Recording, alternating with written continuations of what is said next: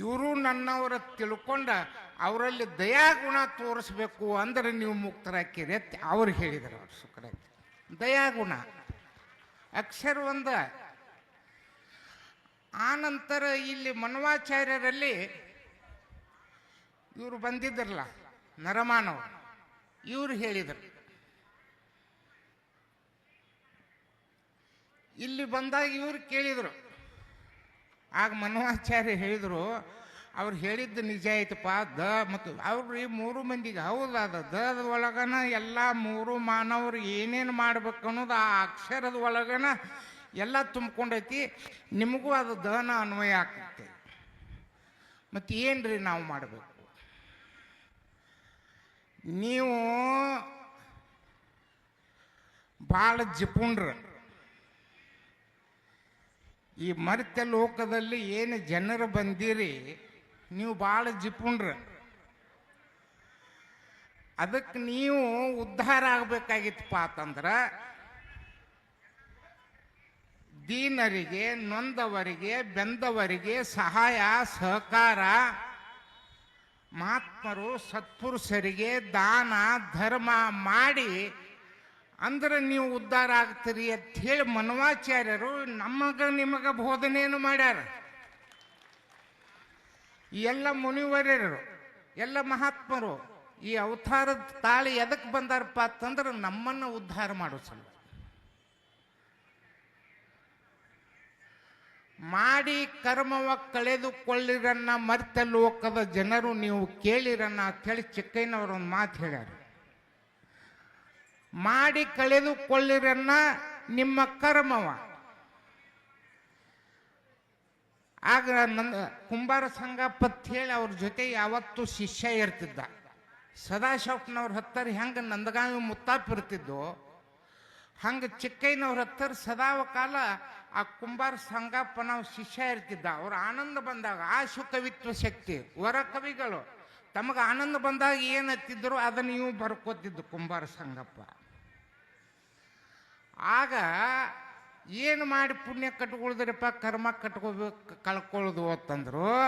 ಆಗ ಚಿಕ್ಕಯ್ಯನವ್ರೇ ಸಂಘ ಹುತ್ತ ದಾನ ಧರ್ಮ ಸತ್ಸಂಗ ಮಾಡಿ ನಿಮ್ಮ ಕರ್ಮವ ಕಳೆದುಕೊಂಡು ಧರ್ಮವ ಹಿಡಿದು ಪುಣ್ಯವ ಎಲ್ಲರಿಗೆ ನೀಡಿ ಇಹದಲ್ಲಿ ಸೌಖ್ಯ ಪರದಲ್ಲಿ ಮೋಕ್ಷ ಪಡೆದು ಮುಕ್ತರಾಗಿರನ್ನ ಇದು ಸಾರವಾಡ ಶಿವಯೋಗಿ ಸಿದ್ದರಾಮ ಹೇಳುತ್ತಾನನ್ನ.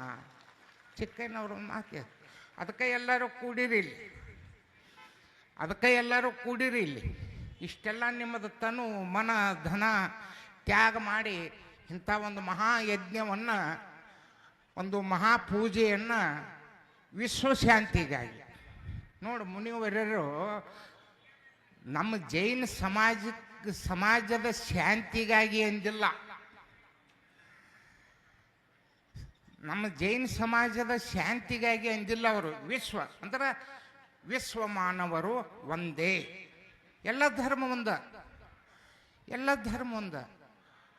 ಆದ್ರೆ ವಿಶೇಷವಾಗಿರ್ತಕ್ಕಂಥದ್ದು ಇದಕ್ಕೆ ಜೈನ ಧರ್ಮಕ್ಕೆ ಸರ್ವಜ್ಞನ ಮಾತು ಹೇಳ್ತಾನೆ.